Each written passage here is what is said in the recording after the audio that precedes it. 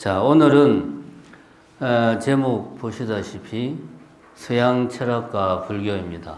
이거를 왜 하느냐? 보통 일반 불교 대학에서는 이런 거 안 하죠. 할 이유도 별로 없고,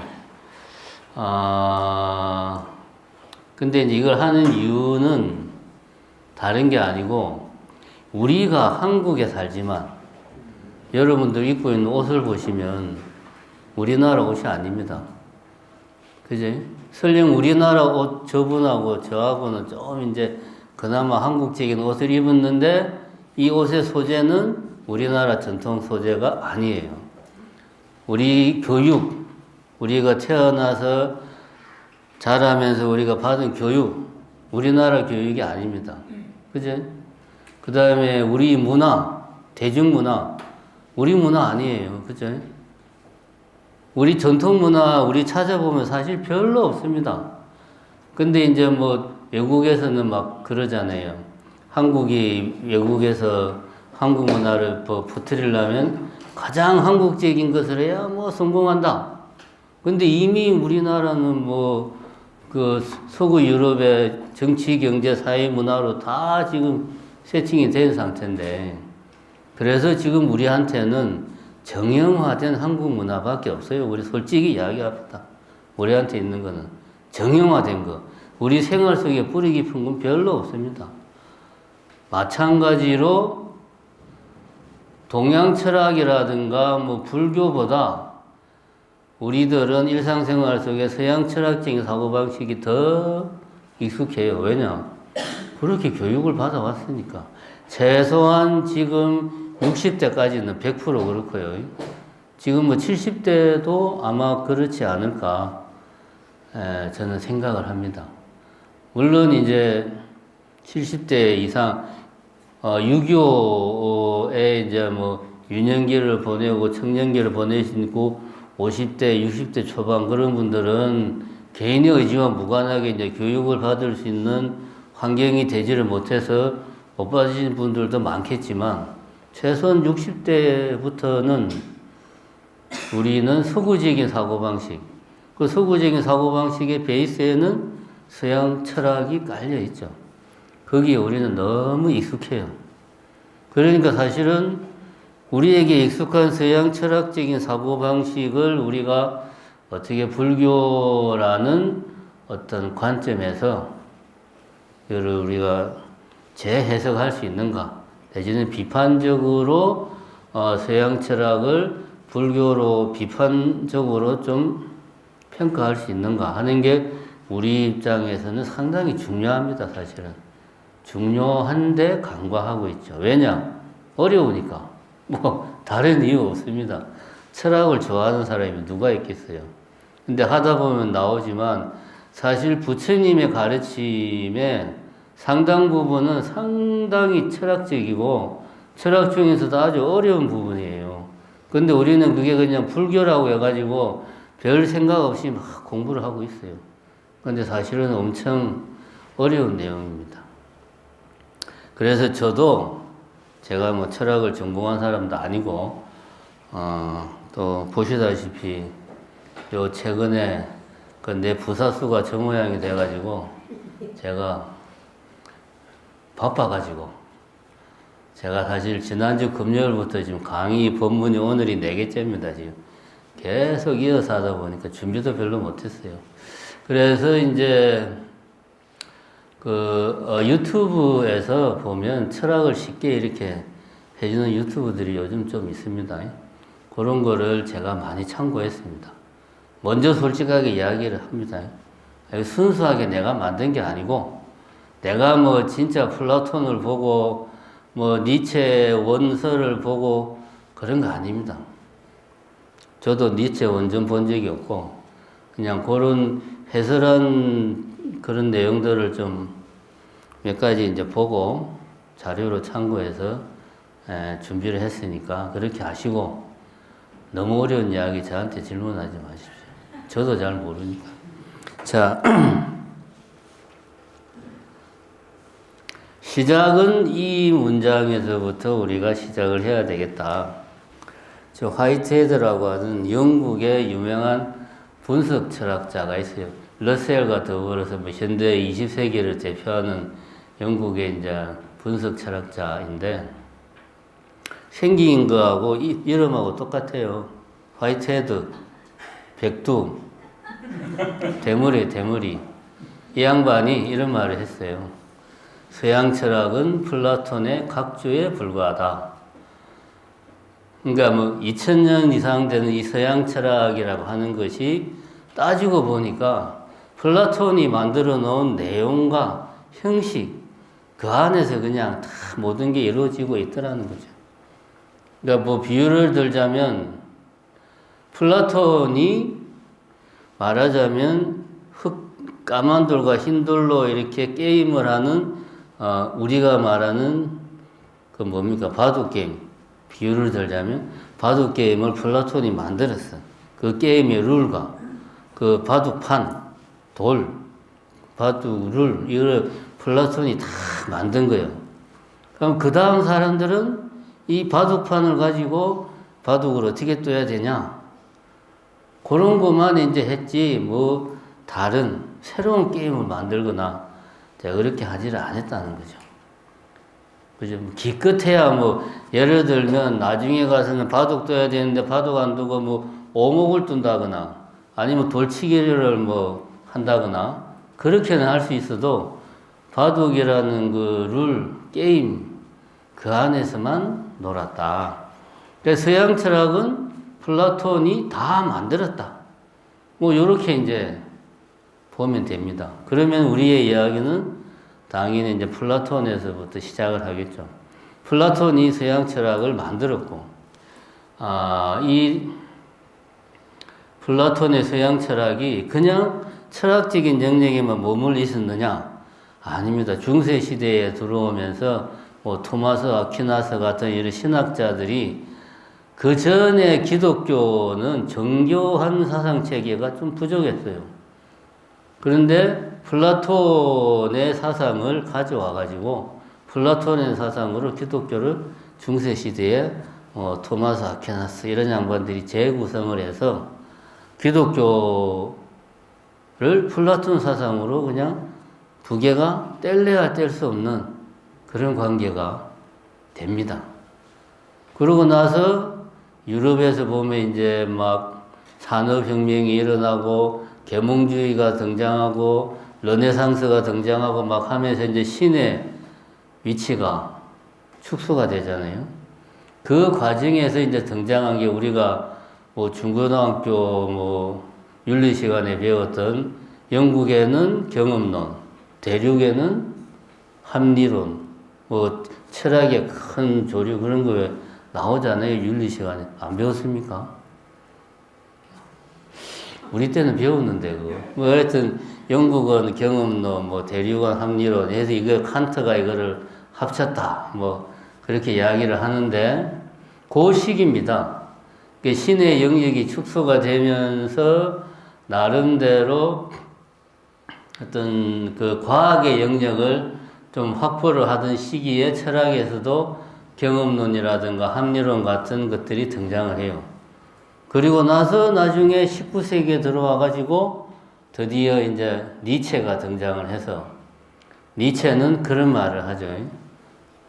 기독교는 대중화된 플라톤 사상에 불과하다. 그러면서 니체가 한 유명한 말이 뭡니까? 신은 죽었다. 라고 이제 니체가 선언을 하죠. 그러니까 니체가 말하는 신은 죽었다 해서 이 신은 그냥 기독교의 신만 죽은 게 아니고 왜냐하면 기독교가 니체가 보기에는 대중화된 플라톤 사상 다시 말하면 기존의 서양의 철학 사상과 동일한 거거든. 그러니까 신이 죽었다는 말은 전통적인 서양 철학 사상 가치가 완전히 전복되었다. 무너졌다. 내가 그거를 다 박살을 냈다. 그런 의미입니다. 단순하게 신이 죽었다는 차원이 아니고 기존의 전통적인 서구의 어떤 사상 자체를 무너뜨린 거죠. 이게 이제 19세기 니체가 1900년에 죽었어요. 20세기를 시작하던 해에 죽었으니까 19세기 사람이지. 이제 니체가 드디어 전통적인 서양의 어떤 틀, 내용을 완전히 부정하는 철학자로서 19세기에 등장을 합니다. 그러면 이제 우리가 상식적으로 생각할 때, 아니, 그러면 이제 20세기 이후에 그러면 사람들은 무엇을 근거로 생각하고 무엇을 근거로 행동을 해야 되나? 삶의 근거와 뿌리, 기본적인 토대가 되는 사상, 이게 이제 완전히 부정이 된 상태니까. 그런 상태에서 등장한 것이 실존주의죠. 신이 없는 이 세상에서 그럼 우리는 어떻게 살아야 되지? 이런 고민에서 등장한 것이 이제 실존주의. 그래서 오늘 이 순서대로 1시간 반 안에 서양 철학을 다 끝내는 아주 획기적인 시간이 되면 좋겠지만 그렇게 안 되겠죠. 자, 어쨌든 그러면 이제 플라톤부터 해봅시다. 그러니까 플라톤만 알면 서양 철학의 일단 기본은 묻고 들어간다. 그런 이야기입니다. 그죠? 자, 플라톤에 대해서. 요 그림이 이제 플라톤 하면 유명한 게 동굴의 비유입니다. 동굴의 비유. 이게 이 그림이 뭐냐 하면 이 양반들이 죄수들이야. 죄수들. 보이죠? 뒤에? 잘 안 보이면 여기는 불 꺼야 되나? 첫 번째 칸은. 이거 한번 그려야 될 것 같은데. 누군가가 좀 해보십시오. 이거 어떻게 좀. 잘 보입니까? 이 양반들이 죄수들이에요. 이 죄수들은 태어날 때부터 여기는 동굴이고 여기는 지금 동굴 밖인데 태어날 때부터 동굴 안에서 태어났어요. 동굴 밖의 세상을 경험을 해보지 못해서 거기다가 이렇게 지금 묶여있죠. 그래서 오로지 이 벽만 볼 수 있는 거예요. 이 죄수들은. 죄수들이 보는 것은 이 어떤 모형의 그림자만 보는 거예요. 모형. 여기 이제 사람들이 모형을 들고 왔다 갔다 하는 거죠. 그럼 죄수들은 평생 이 그림자만 보고 사는 거예요. 죄수들은. 그런데 어느 날 한 명의 죄수가 동굴 밖으로 탈출을 했어요. 동굴 밖으로. 평생을 동굴 안에서만 살았으니까 동굴 밖에 처음 나가면은 너무 눈이 부셔서 아무것도 안 보이겠죠. 그죠? 그래서 이제 처음에는 아무것도 안 보여. 그러다가 좀 시간이 지나면 좀 어두운 것부터 보이기 시작하겠죠. 밝은 거는 이제 너무 눈이 부시니까 볼 수조차 없고. 그래서 처음에 이 양반이 어렴풋하게 좀 보는 게 그림자를 보는 거예요. 그림자. 이 그림자를 보니까 내가 동굴에서 본 거하고 비슷한데 좀 달라. 비슷한데 달라. 좀 더 익숙해지니까 이제 실제 뭐 나무라든가 새라든가 이런 것들을 실제 동굴 밖에 있는 사물들을 보게 되는 거죠. 그 전에 이 죄수는 모형으로 된 것도 못 봤죠, 사실은. 요 그림자만 봤지. 근데 그림자하고 여기까지 가면 너무 다르죠. 와, 세상에 저런 게 있었다니. 엄청나게 놀라겠죠. 내가 본 것은 그거는 다 가짜였구나. 진짜는 이렇게 생긴 거였구나. 라고 생각하겠죠. 그러다가 마침내 이제 밖에 환한 바깥 세상에 눈이 익숙해지면 제일 마지막으로 태양도 볼 수 있겠죠. 물론 이제 뭐 엄청 날씨가 좋은 날 태양을 정면으로 보긴 힘들 거고, 뭐 해질녘이나 뭐 해뜰녘이나 날이 좀 흐릴 때나 뭐 그럴 때는 태양을 볼 수 있잖아요. 아, 저렇게 엄청나게 빛나는 게 있구나. 이렇게 해서 이제 이 죄수가 이걸 보고 여기서 끝났으면 아무 문제가 없는데 혼자서 알고 지나치기는 너무 이게 아까운 거야. 이 동굴 안에 있는 자기 친구들을 너무 불쌍한 거지. 그래서 다시 동굴로 들어가서 야 지금까지 우리가 봤던 것들은 어디로 갔냐? 우리가 봤던 것들은 그건 다 가짜야. 그건 진짜가 아니야. 가짜야. 진짜는 동굴 밖에 있어. 우리가 사실은 지금까지 동굴 안에서 살았어.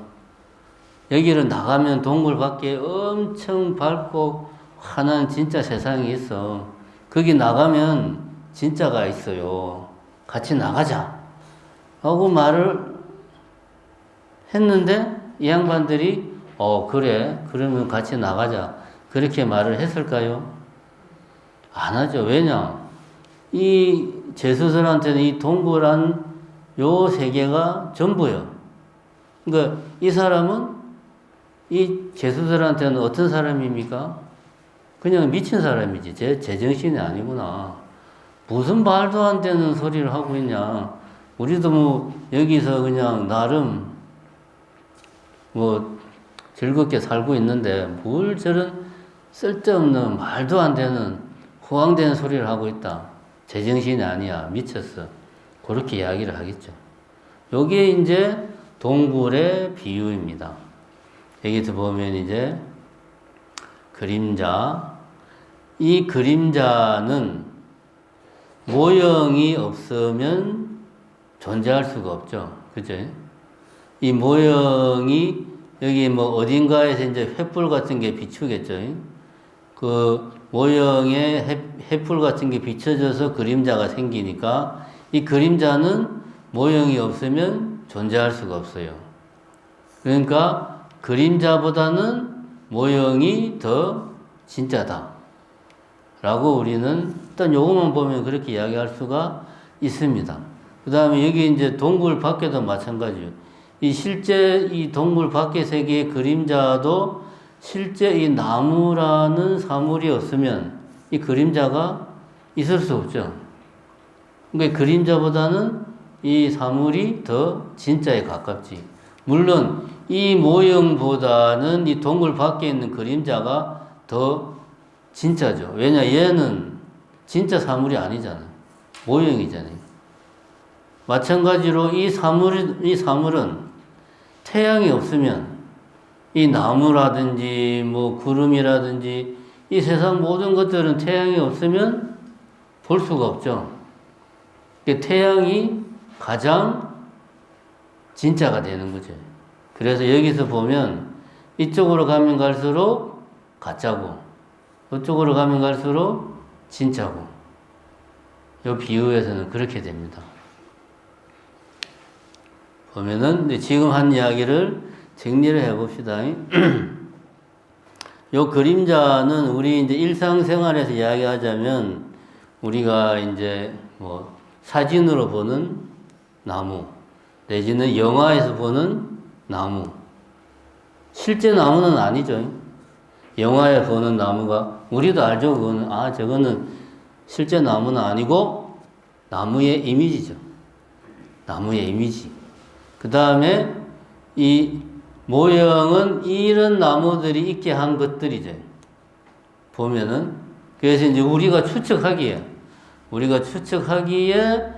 요런 게 있으니까 이런 게 나오는 거야. 라고 우리가 이제 일상생활에서 추측을 하는 겁니다. 여기까지는 지금 동굴 안의 세계예요. 여기까지는 여기 나오죠. 이제 가시계. 우리가 우리 감각으로, 눈으로 보고, 귀로 듣고, 손으로 만지는 그런 세계. 여기까지는 실제로 이게 있는지 없는지 알 수가 없어요. 내 눈에는 저것이 나무로 보이지만 다른 사람 눈에는 다른 걸로도 보일 수 있어요. 그죠? 우리는 나무를 눈으로 보지만 박쥐는 나무를 뭘로 봅니까? 박쥐는 나무를 초음파로 보죠. 우리가 보는 나무 모양하고 다르죠. 이게 이제 그런 걸 이제 여기서는 견해라는 표현을 쓰는 겁니다. 견해. 보는 사람마다 다르니까. 여기까지는 우리 감각의 세계, 모형까지는. 감각의 세계. 우리가 눈으로 보고 귀로 듣고 하는 이 세계. 요 다음부터는 감각의 세계가 아니고 가지게, 좀 발음이 좀 거시기 한데, 이성으로만 알 수 있는 가지, 여기는 가시, 눈으로 볼 수 있는 세계고, 여기는 우리가 눈이나 이런 감각으로 볼 수 있는 세계가 아니고 이성으로, 지식으로, 이성으로만 접할 수 있는 세계다. 이게 무슨 이야기냐면, 잠깐 다음으로 넘어가 봅시다. 그러니까 이런 거를 내가 만든 게 아니고 찾아보니까 이런 자료들이 있더라고. 제가 어느 세월에 이런 걸 일일이 다 만들겠습니까? 그죠? 물론 내 부사수가 있었으면 이런 거 만들려고 시켰겠지만 지금 병원에 있어서 못 만듭니다. 예를 들면 마동석이라는 사람이 있죠. 실제로 있습니다. 그죠? 마동석. 개별 어떤 개인으로서 마동석. 개인으로서 각각 개별자로서 트럼프. 개별자로서 뭐 중현스님. 이렇게 있어요. 이건 우리 누구나 다 알죠. 마동석도 사람이고, 트럼프도 사람이고, 중현스님도 사람이다. 그래서 이런 것들을 사람이다 라고 생각을 한다 그야. 근데 이제 우리는 여기에 이제 요거는 일종의 개념이야, 관념이야 라고 생각하는데, 여기부터 이제 플라톤과 우리 생각이 좀 다른 지점이 여기부터예요. 플라톤의 입장에서는 이 개념이 실제로 존재하는 거예요. 어디에? 우리가 이성으로만 접할 수 있는 그 어떤 세계에서, 그 세계는 이제 이데아의 세계라고 하는 그 세계에 실제로 존재하는 거예요. 그러니까 사람의 이데아가 있어요. 그게 바로 이겁니다. 그러니까 사람이라는 개념이 있다. 왜냐? 사람이라고 하는 사람의 이데아가 있기 때문에, 사람의 이데아가 있으니까 사람이라는 개념도 있다 라고 플라톤은 생각을 한 겁니다. 마찬가지로 이것도 빨갛고 이것도 빨개요. 그래서 이거는 다 빨갛다. 그래서 빨갛다라는 개념을 우리는 이 상정을 할 수가 있어요. 근데 우리는 그냥 생각하기에 빨갛다. 그냥 우리 이제 생각 속에 어떤 개념이나 관념으로 일상적으로 생각하는데, 플라톤의 입장에서는 그런 개념들은 실제로 존재한다. 어디에? 가지계의 세계 속에서, 이성으로만 접할 수 있는 세계 속에 실제로 존재한다. 왜? 그거는 빨강이라는 이데아가 있기 때문이다. 이게 실제로 존재한다는 게 플라톤의 생각이에요. 같은 맥락으로 김태희도 이쁘고 탕웨이도 이쁘고, 네, 현재 여기서는 이쁜 사람은 두 사람밖에 없죠. 김태희도 이쁘고 탕웨이도 이쁘다. 그래서 예쁘다 라고 하는 개념이 우리들 머릿속에 생길 수가 있어. 근데 왜 그런 개념이 생기냐?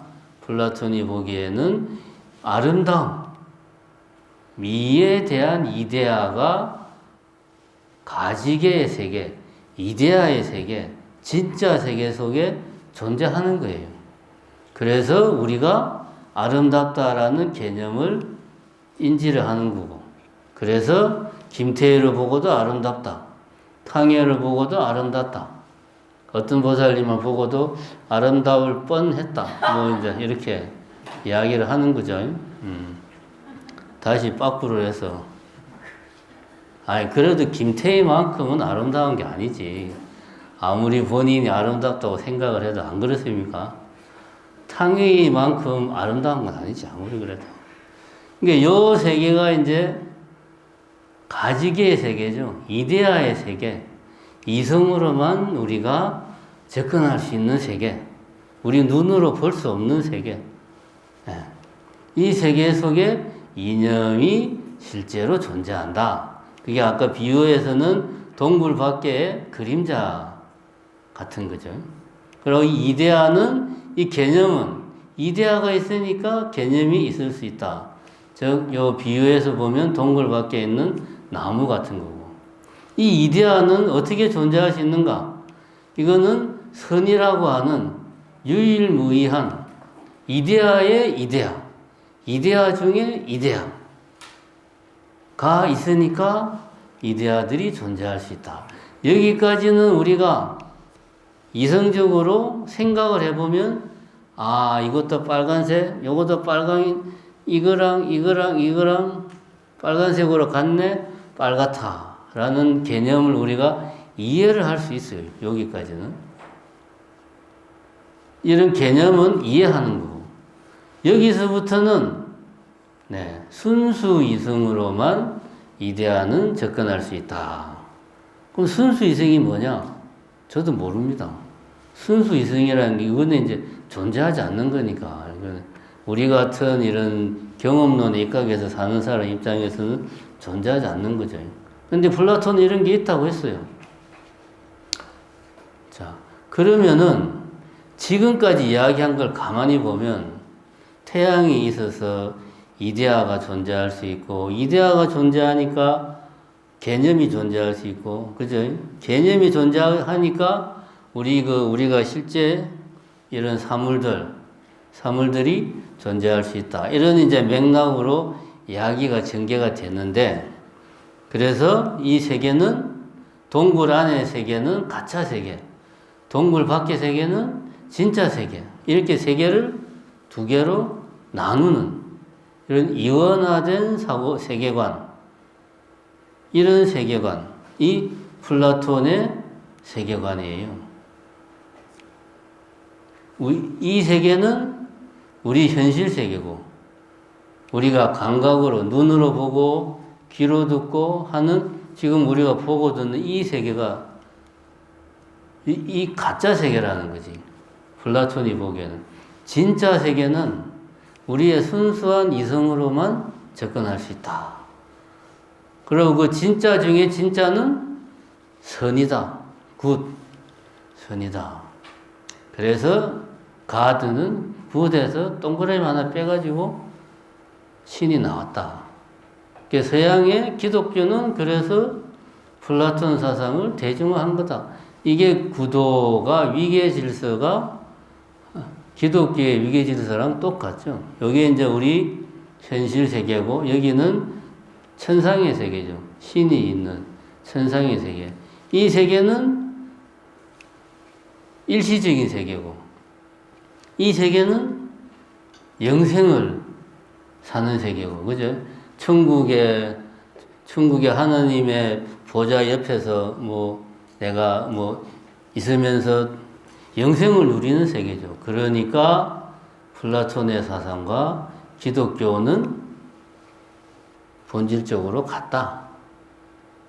그럴 수밖에 없는 게, 중세를 시작할 때 기독교라는 신학의 체계를 만들 때 플라톤 사상으로 체계를 만들었으니까 같을 수밖에 없습니다. 그보다 더 근본적으로는 이런 사고방식, 선하고 악하다, 좋고 나쁘다, 아름답다, 못생겼다, 이게 이제 양분법적인 사고방식이잖아요. 이원론적인 사고방식. 이런 사고방식을 플라톤이 만든 게 아니에요. 이 레비스트로스라는 그 인류학자가 있습니다. 문화인류학자, 구조주의로 유명한. 이게 문화인류학자가 하는 일이 그거잖아요. 남태평양이나 이런데 아마존 이런데 원시 부족을 찾아가서 그 사람들의 생활이나 문화를 연구하는 사람들이잖아요. 레비스트로스가 그런 말을 했어요. 이원론적 사고방식은 인간의 좀 본성에 가까운 것 같다. 그러니까 플라톤은 그냥 우리가 이분법적으로 생각하는 거의 본능에 가까운 사고 패턴을 철학적으로 아주 정교하게 만들었을 뿐이에요. 그게 서구에서 2000년 넘게 이어져 온 것은 우리 사람들이 이렇게 뭐든지 두 가지로 나누기를 좋아하는 사고 구조를 가지고 있다는 거지. 근데 이 이야기는 100% 맞는 이야기는 아니고 일부의 주장. 그 내가 생각해도 좀 맞는 말 같아요. 그러니까 이거는 플라톤이 발견한 게 아니고 우리 인간이 전문가 이분법적인 사고방식에 상당히 익숙한 게 진화를 했다.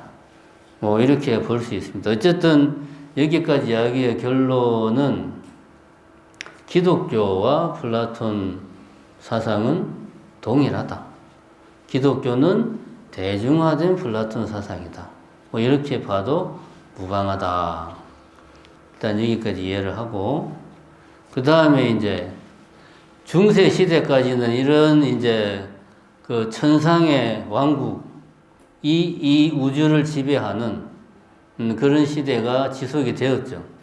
그런데 이제 막 계몽주의 시대, 르네상스 시대가 등장을 하면서 문제가 생겼어요. 예를 들면 갈릴레오 같은 사람은 그랬잖아요. 자기가 과학적으로 관측을 해보니까 지구가 태양 주위로 돌고 있거든. 과학자로서. 그래서 그렇게 말을 했어. 그런데 기독교 사상에서는 아까 말한 이런 위계 질서가 쫙 잡혀 있는 상태란 말이에요. 이 중심에는 지구가 있고,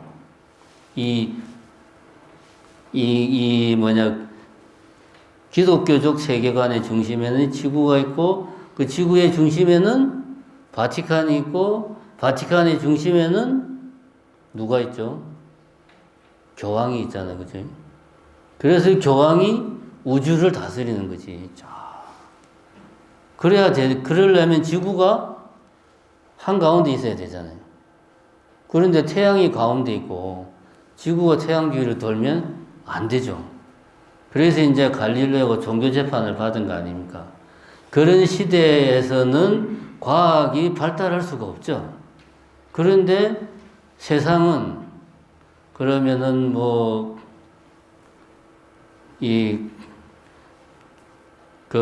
바티칸에서 과학은 발달하면 안 된다 하고 규제를 한다고 해서 발달이 안 하는 게 아니죠. 시간이 지나면은 발달하게 돼 있어요. 그런 갈등을 어떻게 해결을 했느냐. 그런 시기에 등장한 사람들이 이제 이런 합리론자, 경험론자 이런 사람들이, 이런 철학자들이 등장을 합니다. 시기적으로 따지면 17세기, 16세기 그런 시기죠. 이 사람들은 지금 같은 철학자라기보다 철학자, 자연과학자, 수학자, 어쨌든 이런 연구는 두루두루 다 하는 사람들이었어요. 이때 당시는 데카르트만 해도 그렇잖아요.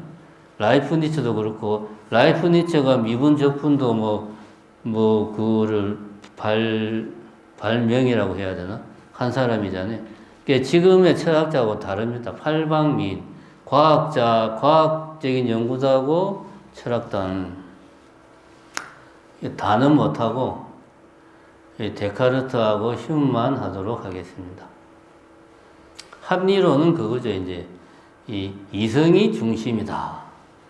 그래서 먼저 이성을 설정하고 그 이성에 따라서 연역적으로 나머지를 쫙 구성하는 거고, 경험론은 경험된 것만 인정을 하겠다.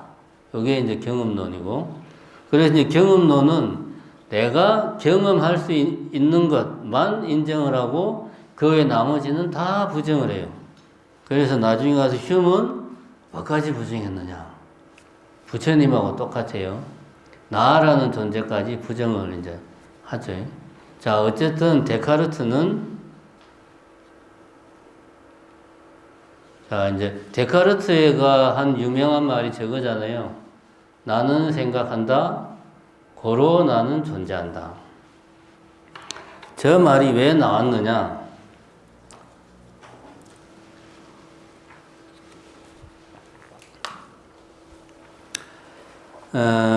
그 전에 이제 플라톤의 사상은 어떻게 보면 굳이 인도 사상하고 비교를 하자면, 인도에 이제 부처님이 등장하기 전에 그 바라문교, 인도의 전통적인 사상과 흡사합니다. 인도의 전통적인 사상, 우파니샤드에서 나오는 사상이 핵심이 그거잖아요. 모든 세상의 근원은 브라흐만이다. 내가 브라흐만과 하나가 되는 길이 그게 진정한 행복으로 가는 길이다.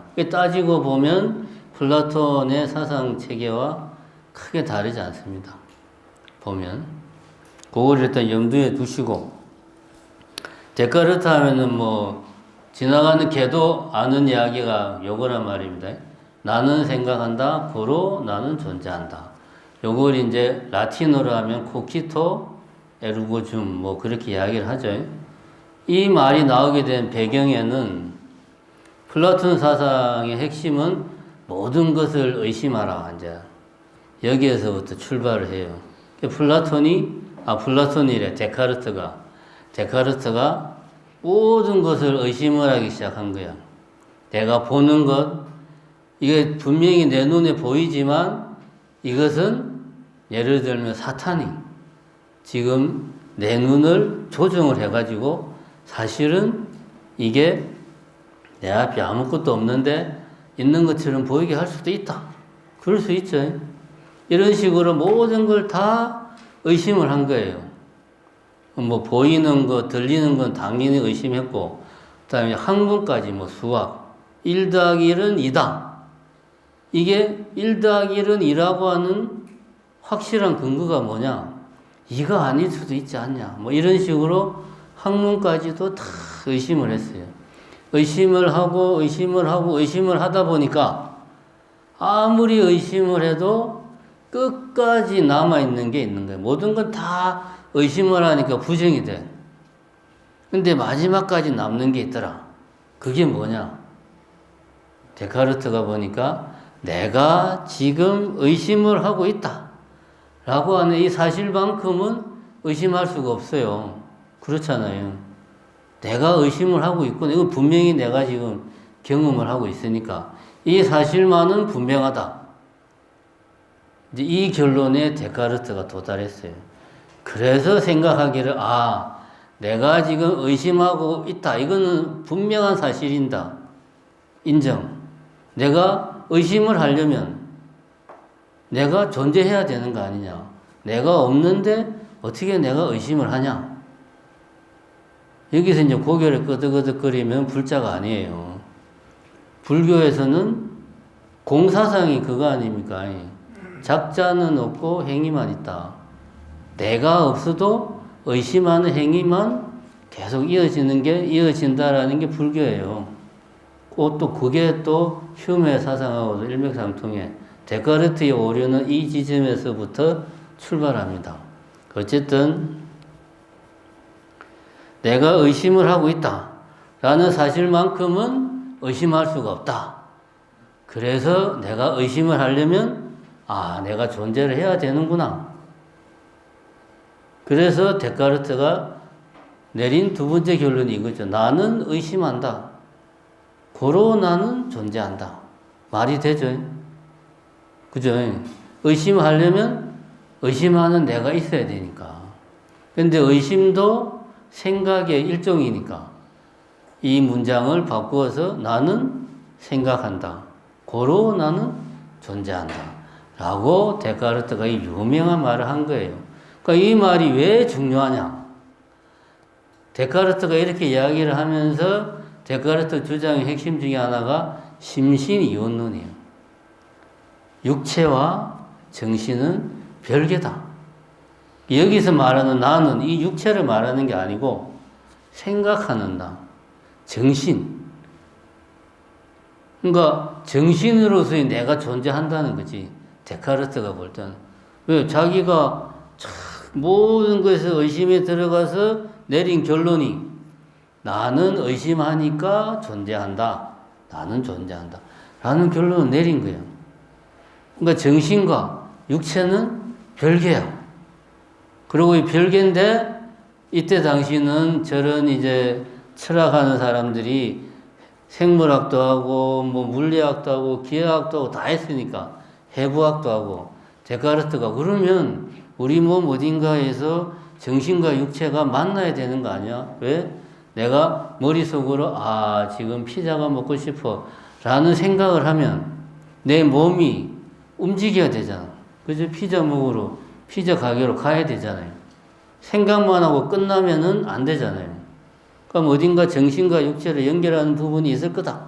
그게 이제 사람 뇌에 뭐 데카르트가 이야기하기는 뭐 송과선이라고 하는 부위가 정신과 육체를 연결한다. 뭐 지금 보면 말도 안 되지만 어쨌든 그렇게 주장을 했어요.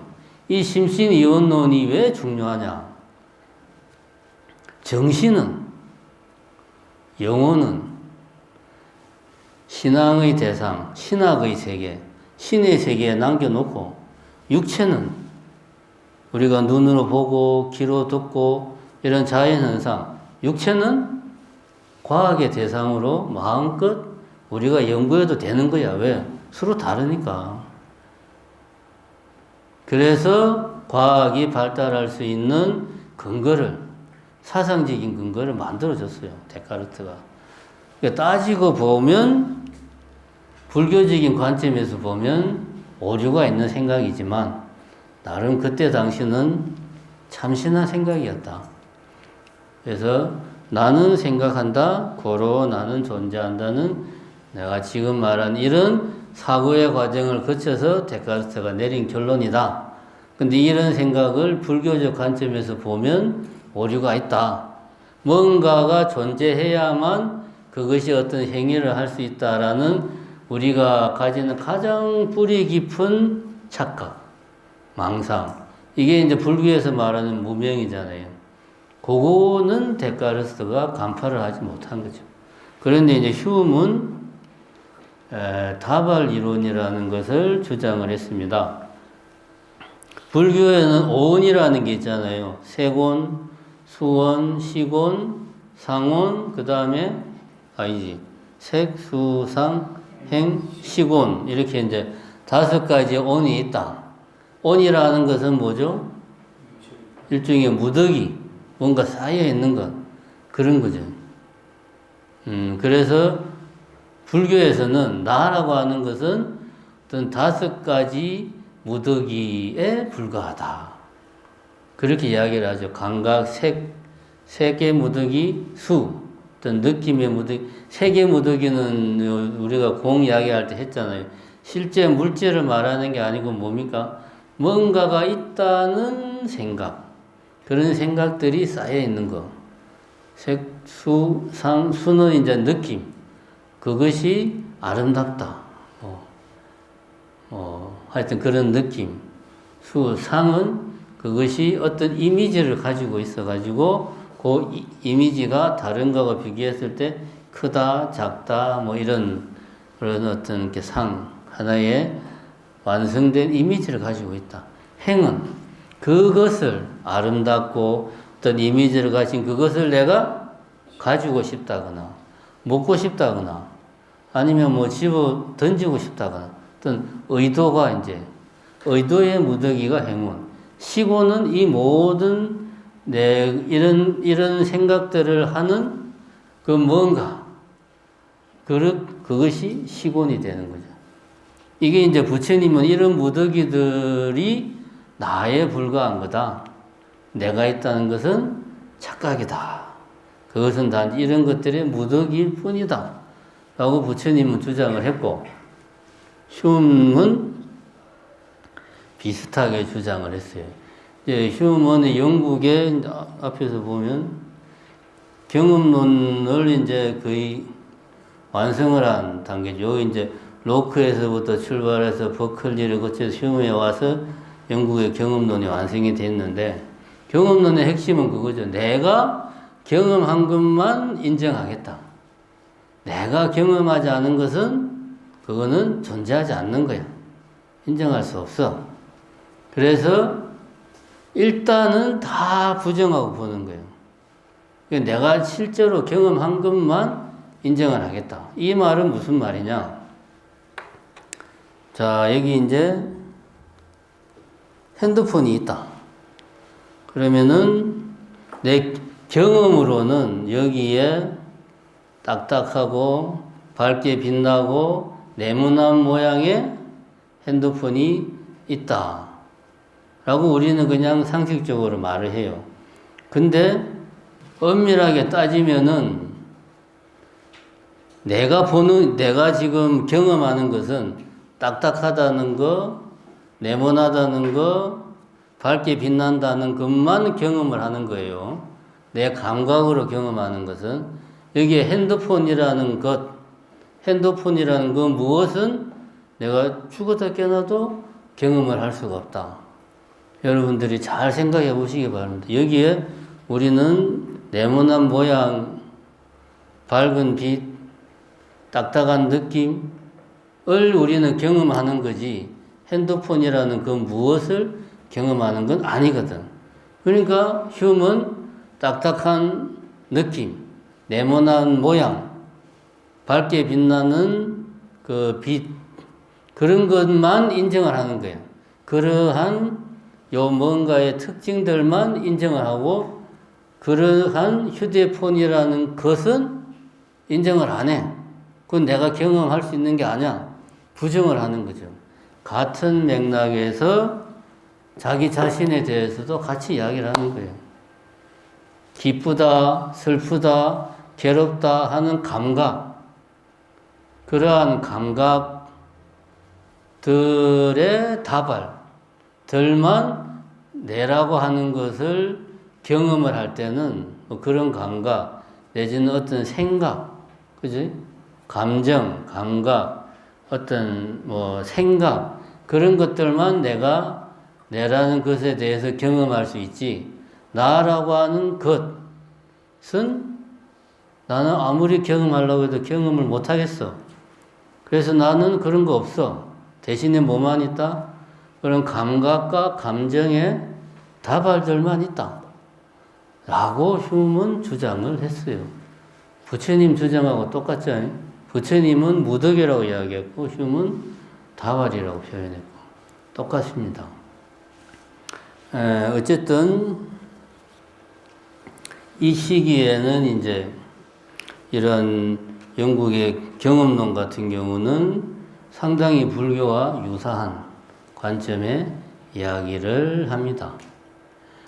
부처님이 이제 부처님에게 바라문의 제자들이 와서 질문을 해요. 이 우주는 유한합니까? 무한합니까? 귀신이 있습니까?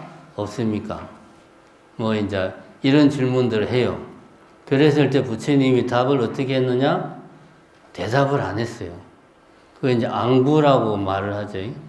왜 부처님이 대답을 안 했냐 하면 그런 질문에 대답을 하는 순간 그 질문이 전제하고 있는 세계관 자체를 인정하기 때문에 대답 자체를 안 한 거예요. 대신 부처님은 그런 질문을 하면 연기법을 이야기했어요. 연기법을. 똑같은 맥락으로 서양 철학에서 이제 요 합리론과 경험론을 종합한 칸트 같은 경우도 똑같아요. 신이 존재하는가? 우주는 유한한가 무한한가? 우주의 시작은 언제부터인가? 뭐 이런 질문들은 칸트는 뭐라고 그랬냐? 그거는 인간의 이성을 벗어난 영역의 문제다. 우리가 답할 수 있는 문제가 아니다. 그런데 이제 이거를 서양 철학에서는 형이상학이라고 말해요. 신이 존재하는가, 존재하지 않는가. 뭐 그 형이상학이 극단적으로 가면 그런 논쟁으로 중세시대에 싸움을 했다고 그래요. 바늘 위에 천사가 몇 명 올라갈 수 있는가. 이걸로 막 논쟁을 했답니다. 우리가 생각하면 말도 안 되는데 중세시대는 그게 엄청 심각한 논쟁이었대. 어쨌든 이런 게 형이상학이에요. 형이상. 우리가 흔히 형이상학의 반대말은 형이하학이 아니고 뭐 허리하학이라고 말을 하긴 하는데 형이상학은 이런 관념, 개념을 다루는 학문이에요. 그래서 신이 존재하는가, 존재하지 않는가, 우주는 유한한가, 무한한가, 뭐 우주의 시작은 언제부터인가, 우주의 시작이 있는가, 뭐 이런 질문들은 부처님은 그런 질문 자체가 잘못됐다. 부처님의 입장은 약간 서양 철학으로 치면은 경험론에 아주 가까워요. 부처님도 그랬죠. 나는 일체에 대해서만 이야기한다. 일체라고 하는 것은 뭐냐? 보는 것과 보이는 대상, 듣는 것과 들리는 대상. 이렇게 해서 아니 비설신의 하고 색성형 미첩법 요거를 합친 내가 직접 경험하는 것만 나는 이야기한다. 경험론자의 이야기하고 똑같아요. 부처님의 관점은. 왜 부처님이 그런 관점을 가졌냐? 부처님 앞에 인도의 바라문교의 입장은 그거였잖아요. 이 세계의 가장 근원적인 실제가 뭐냐? 브라흐만이다. 브라흐만이 모든 것을 창조했다. 브라흐만은 말로 표현할 수 없지만 우리가 말로 표현할 수 없는 곳에 있고, 하여튼 저번에 제 수업할 때 그런 말 했던 것 같은데, 어떤 모든 것을 넘어선 그곳에 존재하는 것이 브라흐만이다. 이런 말을 합니다. 부처님은 브라흐만을 부정을 한 거죠. 그래서 나는 내가 보고 들은 것만 인정을 해. 그래서 내가 보고 들은 것에 대해서 내가 수행을 통해서 깊이 숙고를 해보니까 이 내가 보고 들은 이 모든 존재한다고 생각하는 것들은 사실은 연기하고 있어. 어느 하나가 자기 고유한 자성을 가지고 있는 건 없어. 이 세계는 연기하고 있어요. 라고 이제 부처님은 이야기를 하는 거고, 휴움의 영국의 경험론자들은 거기까지는 못 갔고, 그냥 내가 보고 들은 것만 인정할 거야. 그렇게 하니까 나라는 것도 존재한다고 볼 수가 없어. 그래서 이런 것들은 감각과 감정의 다발일 뿐이야. 라고 주장을 한 거죠. 그리고 이제 칸트는 이런 합리론과 경험론과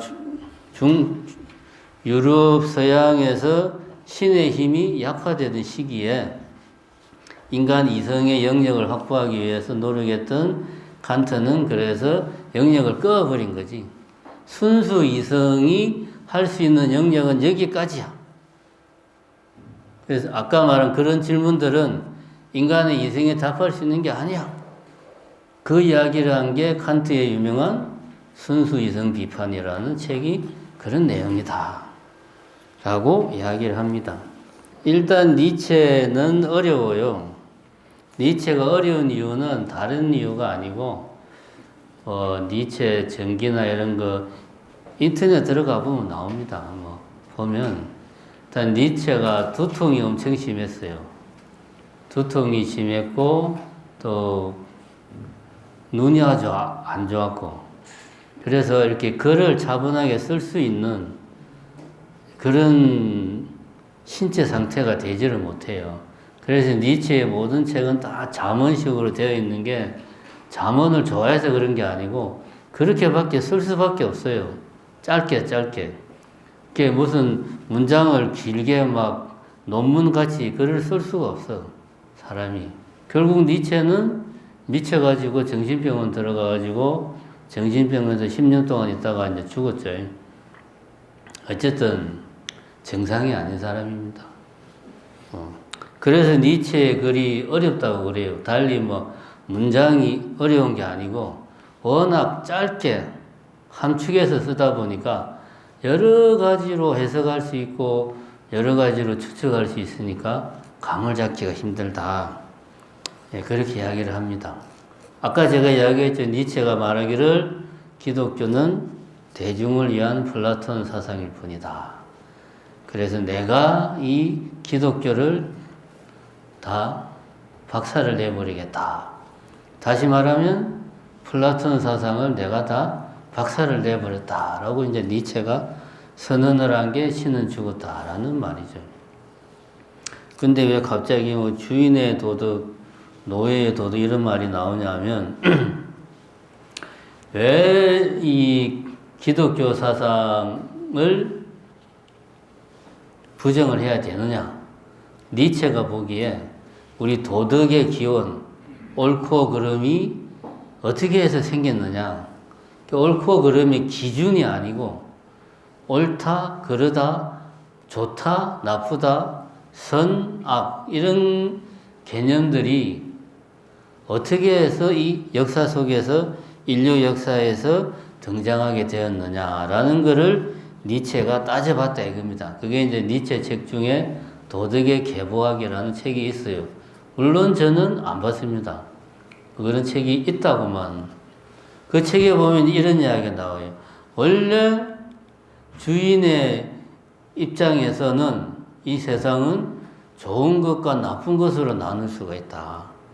좋은 것은 강하고 화려하고 자신감 넘치고 자기 결정적이고 뭔가를 결정할 때 남한테 의지하지 않고 내 스스로 결정하고 그 다음에 매사가 긍정적이고 이게 이제 그 여러분들은 뭐 경험을 해 보셨는지 모르겠지만 저는 이제 광주에서는 그런 사람 못 봤습니다. 서울에 살 때 보면 엄청 잘 사는 사람들 있잖아요.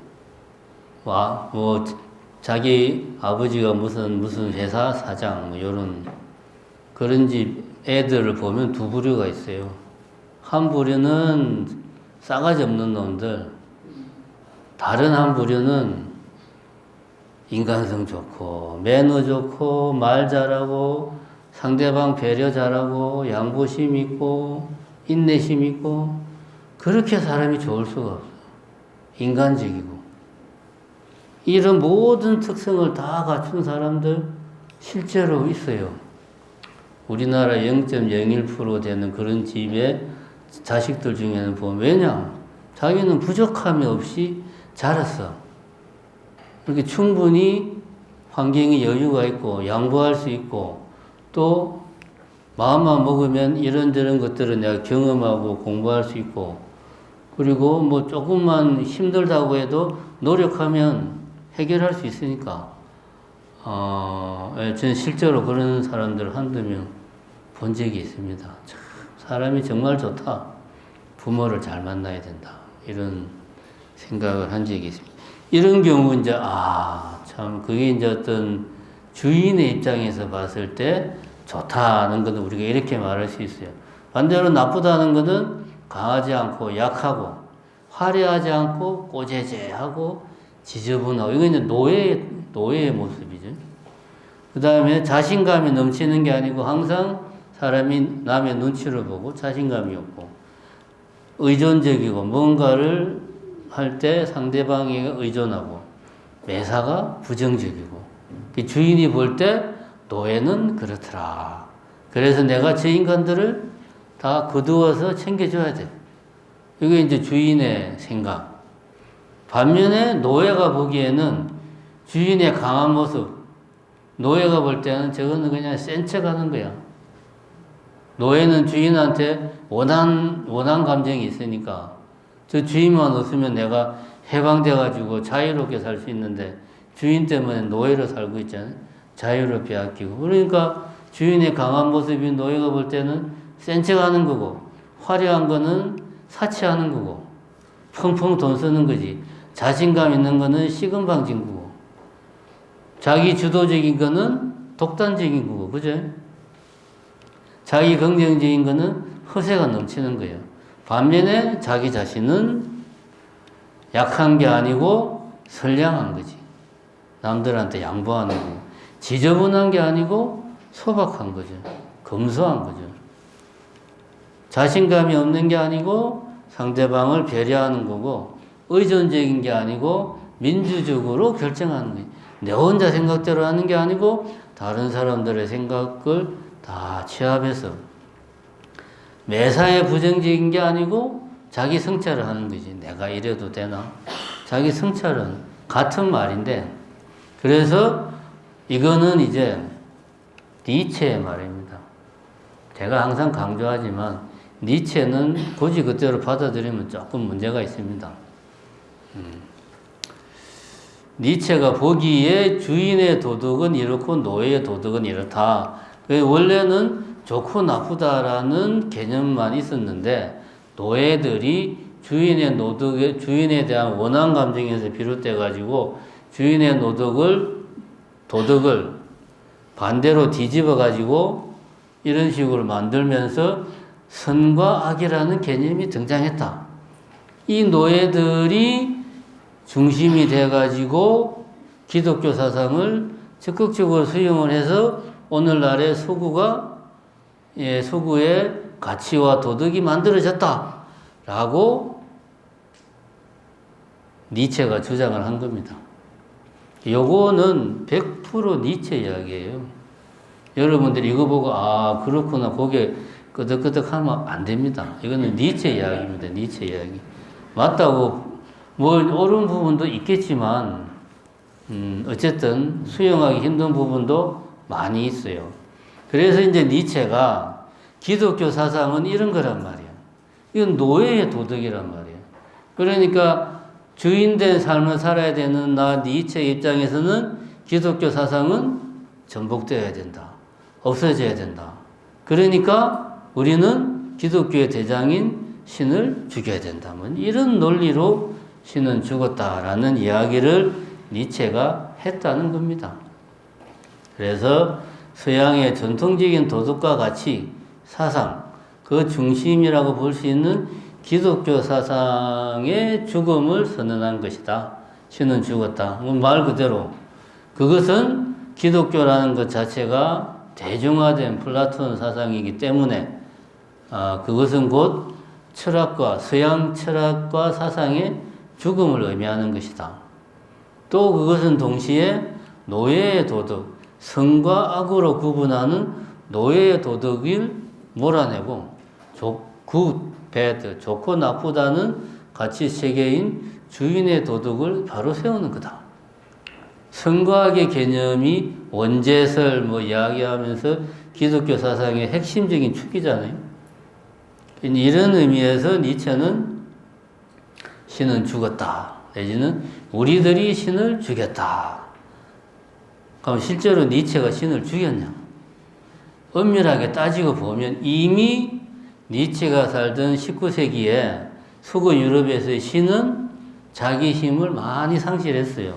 과학이 발달하면서 신의 영역이 많이 축소됐어요. 어떤 우주에 대한 탐구나 그런 것들은 아까 말했던 천동설, 지동설 이런 이야기는 과학으로 가고, 그죠? 그 다음에 신은 존재하는가 하지 않는가 이런 논의는 철학으로 가고, 그 다음에 이제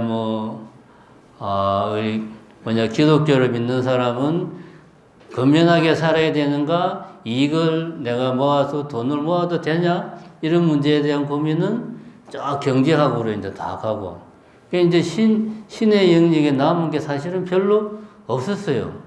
그러면 니체는 신이 기독교 사상이 전 서구를 지배하던 시절에 이런 말을 했냐? 그게 아니고 누가 봐도 신이 자기 역할을 못하는 시대에 그 시대 상황을 우리가 흔히 그런 말을 많이 하죠. 시대 상황을 나름대로 정확하게 대변을 한 거죠. 그 시대 상황을. 그래서 그걸 니체는 이렇게 좀 자기 스타일대로 선언적으로 이야기를 한 겁니다. 참고로 니체는 자기 스스로 그런 말을 했어요. 나는 유럽의 붓다가 될 것이다. 이 말은 뭐냐 하면 니체나 쇼펜하우어 같은 사람들은 불교에 상당히 심취해 있었어요. 불교, 우파니샤드, 힌두교 왜냐면 그때 시기가 1800년대 초반, 중반, 후반 이런 시기니까 어느 정도 그런 쪽에 지금처럼은 아니지만 자료들을 책으로 접할 수 있었거든. 그런 생각을 하고 자기는 또 이런 플라톤 사상을 비판을 한 거예요. 그런 불교나 이런 거를 접해보니까 기독교 사상, 플라톤 사상의 문제점이 더 크게 이제 부각이 되는 거예요. 그래서 이렇게 니체는 니체를 망치를 든 철학자다 이런 말을 합니다. 기존의 가치, 도덕, 철학을 망치로 그냥 내리치듯이 다 박살을 내버리는 여기 이제 요 생긴 게 니체 얼굴이 니체 특유의 수염이 있고 여기 이제 신은 죽었다. God is dead. 이렇게 이제 니체를 많이 표현을 합니다. 결국은 이제 다시 이야기를 원점으로 돌아가면 플라톤이 주장한 게 그거잖아요. 이 세상은 진짜 세계, 이데아의 세계와 가짜 세계, 이 현실 세계가 있다. 이 현실 세계는 우리가 잠시 거쳐가는 간이역이고 이 진짜 세계는 종착역이다. 이 세계는 기독교적으로 말하면 천상의 나라고 여기는 지금 우리가 살고 있는 현실 세계다. 그러니까 이 세계는 잠깐이기 때문에 우리는 여기에 살고 있지만 우리 인생의 목표는 이 세계로 가는 것이 우리 인생의 목표가 되어야 된다. 그래서 나의 모든 죄를 다 씻어내야지 내가 죽어서 천당에 가면 여호와의 옆에서 여호와를 보좌하는 자리에 내가 있게 되는 거예요. 내 원죄를 씻어내지 못하면 영영 천상의 나라로 못 가는 거지. 그래서 여기는 잠깐 있는 데니까 대충 살면 돼. 이게 사실 지금 우리도 많은 사람들이 이런 생각을 합니다. 어차피 한 번 살면 끝인데, 그죠? 사람 뭐 한 번 살지 두 번 사나 해서 살아있을 때 즐길 수 있는 거 마음껏 즐기고 살자. 이런 생각을 합니다. 요게 이제 니체가 볼 때는 수동적 허무주의. 세상 뭐 있나? 살아있을 때 즐겁게 살아야지. 우리 대부분 이런 생각해요. 본인 스스로 인정하기도 하고 인정하지 않지만 마음 한구석에 이런 생각을 누구나 가지고 있습니다. 있을 때 잘 살자. 이런 생각. 그런데 니체는 이 세계를 자기가 없애버렸죠. 신으로 상징되는 이데아의 세계, 진짜 세계를 없애버렸어. 그러니까 여기가 간이역인 줄 알았는데 간이역이 아니에요. 우리는 여기서 이제 영원히 살아야 돼. 평생 살아야 돼. 종착역이야. 그러면 어떻게 해야 됩니까? 좋든 싫든 이 세계를 인정할 수밖에 없어. 다른 세계가 없어요, 이제. 그래서 이 세계를 인정할 수밖에 없다. 현실을 긍정해라. 여기 이제 니체의 철학입니다. 그 다음에 이제 어느 정도로 현실을 긍정해야 되느냐. 이제 니체하면 대표적인 게 영혼회귀 사상, 운명을 사랑하라, 아모르 파티 누가 불렀죠? 그죠? 아모르 파티, 그 다음에 이제 초인 사상, 뭐 위버 맨시라고 이게 이제 니체를 대표하는 건데 영혼회귀는 이제 현실을 인정하라는 말을 불교에서 따온 거예요. 힌두교 사상에서 따온 겁니다. 영혼회귀, 이 현실이 영원히 반복되는 거예요. 니체가 볼 때는. 인도 사상에서 말하는 윤회죠, 윤회. 그걸 그냥 그대로 가져왔어요. 근데 이걸 이제 니체 스타일로 각색을 했어요. 영원히 이 세계가 반복되더라도, 그러니까 나의 삶이, 이 똑같은 삶이 다음 생, 그 다음 생, 그 다음 생 계속 반복되는 거예요. 그럴지라도 이 세계와 당신의 삶이 영원히 반복된다 할지라도 내가 그 삶을 받아들일 정도로 당신의 삶을 긍정하라. 이게 이제 영혼회귀 사상입니다. 그러니까 영원히 반복된다. 거기에서 끝나면은 그냥 그런가 보다 하는데, 그러니까 그럼에도 불구하고 현실을 인정해라. 인도의 전통적인 사상에서는 윤회를 어떻게 하라고 그러죠? 윤회를 벗어나서 해탈을 하자라는 게 삶의 목표란 말이에요. 수행의 목표고. 근데 니체는 생각을 좀 달리 했죠. 윤회를 하는데 그 윤회하는 그 자체를 인정하고 그 안에서 내 삶을 긍정하자. 내 똑같은 삶이 몇천 번, 몇만 번 반복되더라도 그 삶을 나는 긍정할 거야. 이 정도로 내 삶을 긍정해라는 말이지. 근데 이게 이제 니체라는 사람 개인을 보면 왜 이런 말을 하는가가 이해가 돼요. 제가 아까도 말했잖아요. 평생을 심한 두통에 시달렸고 지독한 근시고 또 끊임없는 정신질환에 시달렸고 결국은 정신병원에서 10년 넘게 있다가 죽었어요. 니체의 인생 자체가 뭐 쉽게 말하면 실패한 인생이에요. 어떻게 보면 인간으로서는 그는 뭐 평범한 삶에도 못 미치는 그런 삶을 살다 보니까 더더욱 생각이라도 내 삶이 이렇게 고난에 찬 삶이니까 이런 삶이라도 긍정하고 살아야지 이런 마인드가 없으면 어떻게 살겠어요? 뭐 그렇게 저는 이해를 합니다. 아모르파티는 어떻게 해석을 해야 되나?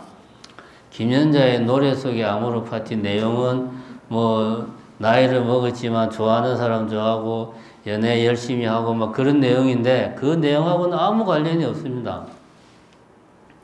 운명을 사랑하라는 말인데 아모르파티 저도 라틴어 모릅니다. 그냥 운명을 사랑하라라는 뜻인데 사랑한다는 말이 무슨 말이냐?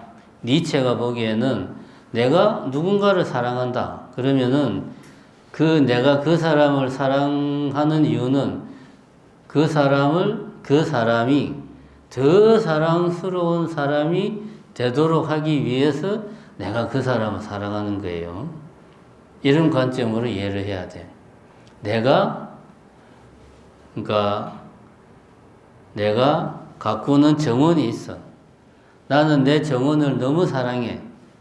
그래서 나는 내 정원이 더욱더 사랑스러운 정원이 되도록 더 열심히 가꾸겠죠. 다시 말하면 나는 정원을 사랑해 라는 말은 나는 나의 정원이 더욱더 사랑스러운 정원이 되기를 바래. 이런 말이라는 거지. 그런 맥락으로 사랑한다라는 말을 이해했을 때 운명을 사랑한다라는 말은 그거죠. 나는 내 운명이 지금보다 더 사랑스러운 운명이 되도록 하기 위해서 내 운명을 개척할 거야 라는 의미를 담고 있다. 이게 운명을 사랑하라는 말이 나에게 닥쳐오는 운명을 인정해라.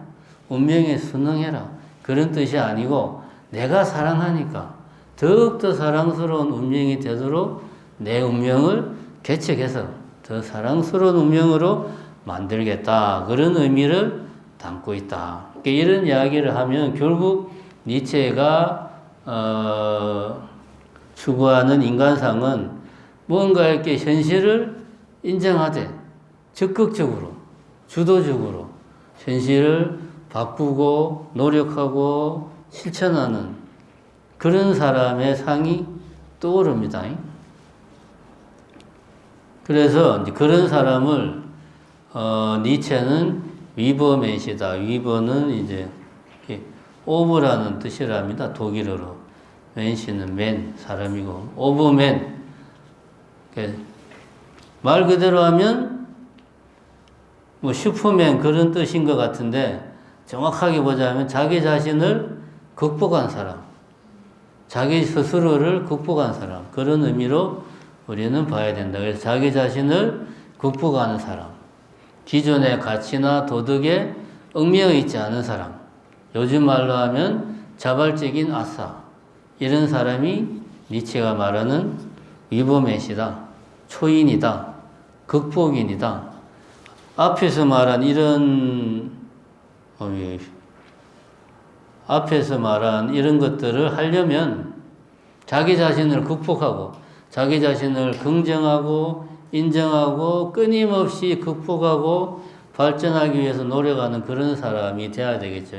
기존의 가치관이나 굴레나 타인의 시선에 스스로를 얽어매는 게 아니고 그런 사람을 이제 니체는 지향을 했다. 그런데 이걸 자세히 보면 결국은 구도가 어떤 나의 변화, 내가 변화함으로 해서 궁극적으로는 어떤 행복을 추구하겠다. 이것은 불교라든가 인도의 고대의 어떤 힌두교 중심의 사상을 비판했던 사문들이 가졌던 사고 체계와 유사합니다. 그죠? 깨달음 수행을 통해서 내 자신을 바꾸어야지만이 진정한 어떤 행복에 이를 수 있다. 그것을 이제 부처님은 열반이라고 이야기했고, 그죠? 그게 이제 뭐 자연화교 같은 경우에는 악업을 완전히 소멸하는 쪽으로 이야기를 했고, 그것이 방식은 다르지만 어떤 시스템, 구조는 비슷해요. 니체도 그 틀에서 크게 벗어나지 않는다. 뭔가 자기 자신을, 현재 자신을 극복하는 노력 속에서 궁극적인 행복을 추구해야 된다. 이런 맥락에서는 크게 다르지 않다. 그렇게 우리는 이해를 할 수가 있습니다. 자, 그러면은 니체는 어쨌든 19세기까지 서구 사회를 지배했던 플라톤 사상을 다 완전히 무너뜨렸다. 그러니까 서양 세계를 지배했던 신의 왕국을 완전히 박살을 냈다. 그래서 이제 우리에게 남아있는 게 없어. 그러면 우리 인간들은 어떻게 살아야 되는 거야? 지금까지는 종교에서 가르치는 대로, 종교의 규범대로, 종교에서 이야기하는 도덕대로 살면 됐는데, 그런 게 다 부정이 된 상태예요. 20세기에 들어와서. 그럼 우리는 어떻게 살아야 되나? 그럼 당장 서양에는 이런 문제가 닥칠 수밖에 없겠죠. 그에 대한 해답으로 나온 게 이제 실존주의다. 실존주의라는 말은 실존이 주된 사상이라는 뜻, 주의, 그런 말이죠. 실존주의의 핵심은 실존이라는 거지. 실존이라는 말을 이해하면 실존주의가 뭔지 안다. 우리가 이제 이렇게 피상적으로 생각하는 실존주의 하면은 막 다방 50년대, 60년대 낡은 클래식 음악 나오는 다방에서 막 담배 피면서 막 엄청 인성 찡그려가면서 막 철학하는 그런 사람들을 생각할 수 있는데, 사실 맞습니다. 그런 사람들이. 그 시대에 유행했으니까. 20세기 전반기에 유행했으니까요. 아까랑 똑같은 구도예요. 20세기 전까지 이 세계는 이런 구도였다. 현실 세계와 이데아 세계. 이 세계는 나누어지고, 이 현실은 가짜고 진짜는 이데아다. 또 감각의 세계와 이성의 세계로 나누어지는데, 이거는 허상이고 진짜는 이성이다. 유한한 세계와 무한한 세계로 나누어지는데, 우리가 접하는 유한한 세계는 일시적인 거고 진짜는 무한한 세계다. 개별자의 세계와 보편자의 세계로 나누어지는데, 우리는 이 세계에 살고 있고 실제로는 진짜 우위에 있는 건 이 세계다. 이런 구도였는데 이것들이 지금 다 날아가 버리고 나니까 남는 거는 이제 개별자로 존재하고 유한하고 현실 속에서 개별자로서 유한한 삶을 살아가는 인간만 이제 존재하는 거예요. 그죠? 이 상태에서 이제 실존주의가 출발한다. 자, 여기 보면 이제 요거는 실존주의 하면 무신론적 실존주의와 유신론적 실존주의가 있어요. 무신론적 실존주의는 신의 존재를 부정하는 실존주의. 유신론적 실존주의는 신을 인정하는 실존주의. 무신론적 실존주의의 대표주자는 니체를 포함시키기도 합니다. 사실 니체에서부터 출발했으니까. 근데 이제 보통 하이데거, 사르트르 이런 사람을 이야기하고, 유신론적 실존주의자는 키에르케고르, 야스퍼스 이런 사람들을 이야기합니다.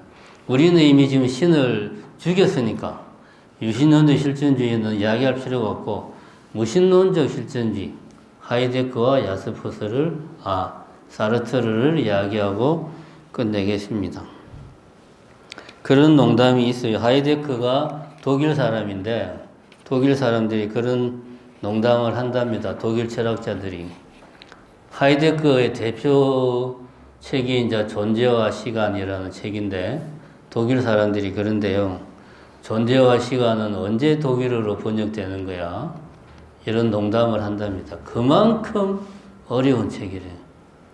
독일 사람이 봐도 뭔 소리인지 모른대. 독일 사람이 철학을 전공하는 독일 사람이 봐도 뭔 소리인지 모르는 게 하이데크의 책이다. 그거를 제가 여러분들한테 지금 5분 안에 설명을 끝낼 겁니다. 대단한 사람이죠. 그러니까. 보통 능력이 아니에요. 이건. 자, 이제 하이데크는 왜 우리 서구 철학이 그동안 헛다리를 짚었냐? 그건 우리가 용어를 잘못 썼다. 그래서 사실은 이 존재자와 존재를 우리는 잘못 썼다. 우리가 지금까지 존재라고 말했던 뭐 이렇게 컵이라는 존재가 있다. 뭐 할 때 그 존재. 그것이 사실은 존재자고 존재는 다른 거야. 여기서부터 요거를 이해하면 이제 하이데크의 반을 이해합니다.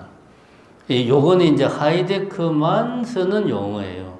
존재자라고 하는 것은 존재하는 것. 여기 이제 마동석이 존재하죠.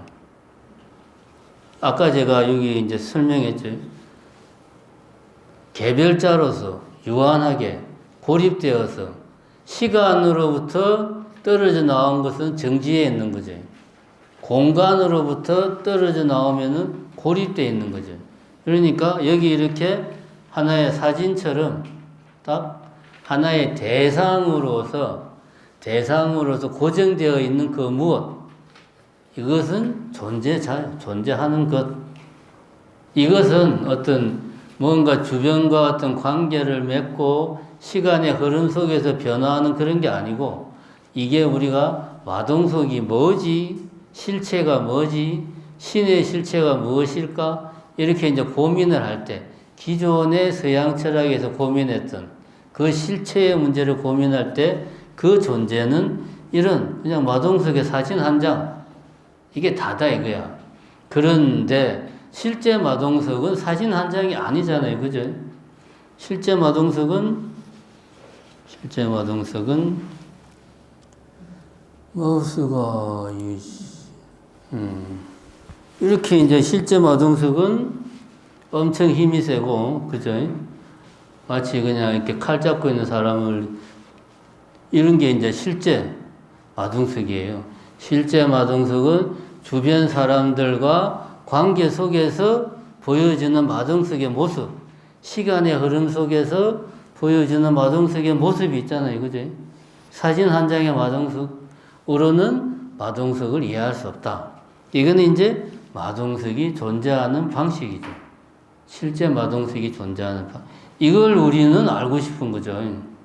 지금까지의 서양 철학은 그냥 마동석이 뭐지 하면서 마동석을 따로 떼와가지고 어디에서 시간과 공간과 주변 사람, 주변과의 관계에서 떼가지고 여기 다 뭐 실험실 같은데 예를 들면 놔두고 계속 그놈만 그냥 관찰을 하는 거예요. 이게 뭐지? 이게 뭐지? 그래서 이런 속에서는 모든 것을 관찰하는 주체와 관찰당하는 객체, 관찰하는 관찰자와 관찰당하는 대상으로 세상을 나누는 이런 구도에서 서양 철학이 발달해 왔다. 이것이 서양 철학의 한계다. 그러나 우리의 현실은 이런 식으로 존재를 한다. 시간 속에서, 공간 속에서 다양한 관계를 맺으면서 변화하면서 존재하고 있다. 이걸 이제 존재하는 방식, 이런 표현을 씁니다. 그래서 하이데거는 이런 존재, 실제로 삶 속에서 존재하는 것을 현존재라는 말을 이제 본인이 어디로 갔냐?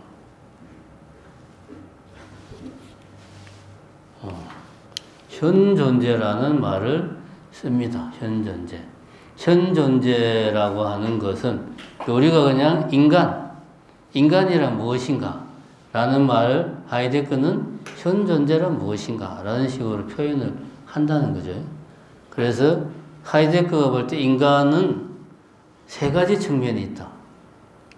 첫 번째는 실존한다, 염려한다, 비투성이다. 우선 쉬운 것부터 합시다. 비투성. 근데 막 비투성이라는 말이 아니고 수동, 능동, 피동할 때 투, 던진다, 던져졌다 이거지. 우리들은 그냥 이 세상에 던져진 존재라는 게 그림 딱 그려놨잖아요. 그냥 던져진 존재예요. 내가 어떤 목적과 이유를 가지고 태어난 게 아니에요. 여기 어떤 사람도 목적을 가지고 이유를 가지고 태어나질 않았어요. 그냥 태어났어요. 이게 이제 비투성. 그 말 그대로 우리는 이 세계에 던져진 거예요, 그냥. 정신 차려서 보니까 내가 여기 살고 있는 거지. 이게 비투성이다. 이 말은 다시 말하면 내가 살아가는 이유가 있느냐? 내 삶의 존재 이유가 뭐냐? 나는 왜 살까? 이런 질문을 아무리 해도 답이 나옵니까? 안 나옵니다. 답이 나올 수가 없어요. 그게 답이 나오려면 내가 태어날 때 목적을 가지고 이유를 가지고 태어나야 돼. 근데 이 세상에 그렇게 태어난 신생아가 어디에 있습니까? 부처님 빼고 없잖아. 그죠? 부처님은 태어나자마자 이야기했잖아. 삼계가 계고하니 아당 안지하리라. 내가 모든 존재들을 다 편안하게 해주겠다. 목적을 가지고 태어났지만 우리는 그런 존재가 아니거든요. 우리는 그냥 던져진 거예요, 그냥. 그래서 자기 자신에게 내가 왜 살아야 되나? 내 삶의 이유가 뭐냐? 삶의 의미가 없다. 이런 질문 본인한테 백날 해봐야 아무 소용없다. 이거는 조금만 생각하면 누구나 알 수 있는 건데, 그런데 우리들이 힘들 때는 항상 이런 고민을 하죠. 왜 사나? 이렇게 살아서 뭐하나? 요즘은 내가 무슨 낙으로 사는지 모르겠다. 본인이 비투성의 존재라는 걸 몰라서 그래요. 우리는 던져진 존재다. 두 번째, 실존한다는 말은 이제 아까 앞에서 이야기했죠. 존재하는 방식. 내 자신은 내 혼자 따로 뚝 떨어져 가지고 공간적으로나 시간적으로나 뚝 떨어져 있는 존재가 아니고 주변의 모든 것들과 관계를 맺으면서 살아가고 있다. 어떤 관계의 그물망 속에 있다. 그 관계의 그물망 속에 여러 가지 의미도 있고, 목적도 있고, 가치관도 있어요. 그죠? 예를 들어서 아침에 내가 출근을 하려고 딱 나갔는데, 누가 내 차에다가 낙서를 막 해놨어. 그럼 그걸 보고, 누군가가 내 차에 낙서를 했구나. 라고 우리가 그냥 이렇게 관찰만 합니까? 어떻게 하지? 어느 놈의 새끼가 내 차에다가 그냥, 누구야 도대체? 이게 이제 의미의 그물망입니다. 이런 관계가 그냥 관계가 아니고, 그 안에는 의미도 있고, 가치도 있고, 견해도 있고, 그런 것들을 서로 막 주고받는 세계 속에 내가 살고 있는 거예요. 그러니까 아까 마동석 같이 사진 한 장의 마동석은 실제 마동석이 아니고 진짜 그 동네 조물아기 깡패들을 한 손으로 제압하고 그러면서도 전화를 하는 그런 모습의 마동석을 봐야 이 마동석은 이런 형사구나 라는 걸 우리가 알 수 있다는 거죠. 이게 결국은 마동석 혼자의 모습이 아니고 관계 속에서 보이는 모습이잖아요. 동네 조물아기 건달들과의 관계, 식칼과 마동석과의 관계에서 나오는 거예요. 만약에 그 동네 조물아기 건달이 손에 들고 있던 게 뭐 이런 컵이었다. 그러면 우리가 본 그런 마동석의 모습이 아니죠. 그런 관계 속에서만 마동석이라는 존재는 우리가 존재하는 거다. 그게 이제 실존한다는 말이에요. 실존한다. 요 말을 이제 사르트르는 이렇게 말했습니다. 실존은 본질에 앞선다. 요거는 뒤에서 이야기하고, 염려한다는 말은 이런 시간적으로 공간적으로 관계 속에서 끊임없이 의미 있는 관계를 맺어가는 게 우리 존재 인간이기 때문에 우리 인간은 어쩔 수 없이 상대방을 배려하고 염려하고 심려하는 존재다. 좋게 이야기한 거죠. 안 그런 사람도 있죠. 소시오패스, 공감 능력이 없는 사람, 그런 사람은 정신적으로 문제가 있는 거지. 이런 세 가지 특징이 인간의 특징이다. 근데 중요한 건 뭐냐? 자세히 보면 불교에서 강조하는 것이 이제 연기법을 강조하잖아요. 인연을 강조하고, 그리고 이제 그런 것들의 어떤 실천적인 행위로서 자비행을 강조한단 말이에요. 같은 이야기잖아요. 우리는 인연 속에서 살아가고 있다. 인연 속에서 우리는 그 상대방에 대한 측은지심을 가지고 어떤 자비행을 행한다. 같은 이야기예요. 같은 이야기인데 하이데거는 이 이야기를 너무 어렵게 한 거야. 그래서 하이데거 이런 말 했다는 걸 아는 사람이 하이데거 말고는 아마 없을 거예요. 예. 그래서 사르트르가 이제 등장을 합니다. 그나마 사르트르는 덜 어려운 사람이에요. 그러니까 이제 이 서양 철학의 문제가 뭐냐 하면, 원래 이제 서양 철학이 중세 시대에 신학과 결합이 되면서 철학 자체가 신학이 되고, 신학이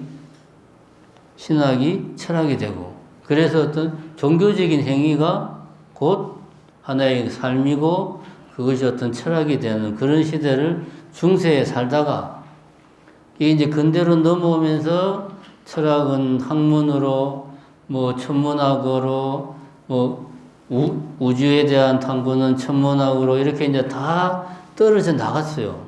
떨어져 나가면서 철학은 말 그대로 그냥 학문의 모습으로 떨어져 나온 거예요. 학문의 모습으로. 근데 사실은 인도에서의 철학은 학문이 아니잖아요. 부처님 당시에도 그랬고, 지금도 이제 철학의 내용은 다르지만, 인도에서의 철학은 내가 어떻게 살아야 되나 하는 문제를 해결하기 위한 어떤 내가 어떤 실천을 해야 되는가를 밝히는 문제란 말이에요. 내가 수행을 어떻게 해야 되는지, 왜 이런 수행을 해야 되는지를 밝히는 게 인도에서는 철학이 하는 일이었어요. 쉽게 말하면. 근데 서구에서는 종교에서 철학이 떨어져 나오면서 그냥 학문의 영역에 갇혀버렸어요. 그래서 이런 하이데크 같은 사람이 나온 거예요. 집단에는 엄청 중요한 이야기를 하는데 어려운 학문적인 용어로만 이야기를 하니까 사람들이 모르는 거예요. 자, 그래서 이제 사르트르가 등장을 합니다. 예, 결국 이제 하이데크의 철학을 이제 발전 개성한 사람이 사르트르죠. 하이데크는 독일 사람이고, 사르트르는 프랑스 사람이고. 근데 이제 사르트르가 독일에 유학해서 뭐 현상학 그런 공부를 했어요. 어쨌든, 이제 사르트르가 한 유명한 말이 그겁니다. 실존은 본질에 앞선다. 아까 제가 비투성 이야기 했죠. 비투성. 이제 하이데크가 사실은 본질적인 이야기는 다 했어요. 이제 비투성의 이야기를 사르트르는 실존은 본질에 앞선다. 이런 표현을 씁니다. 본질이라고 하는 것은 이런 거죠. 이제 본질 그러면은 의자가 있다. 의자의 본질이 뭐냐? 의자는 사람들이 앉아서 뭐 뭔가를 할 수 있게 해주는 것. 책상의 본질은 거기에서 뭔가를 놓고 우리가 작업을 할 수 있게 해주는 것. 그 책상을 책상답게 하는 것. 그게 이제 책상의 본질인 거예요. 의자를 의자답게 해주는 것. 의자의 쓸모, 뭐 이제 그게 본질입니다. 플라톤적으로 말하면은 의자에 이데아가 있어가지고 그 의자의 이데아가 현실에 있는 그 무엇을 계속 의자이게끔 하게 하는 거죠. 이게 이제 본질이에요. 근데 우리 인간은 본질이 뭐냐? 같은 질문을. 인간을 인간답게 하는 것이 뭐냐? 아무리 생각해도 없어요. 왜? 우리는 그냥 앞에서 이야기했잖아. 내 던져진 존재니까. 목적도 이유도 없이 그냥 태어난 거니까 우리는 본질이 있을 수가 없어요. 우리만 그런 게 아닙니다. 나무, 고양이, 이런 자연 속에 있는 것들은 본질이 없어요.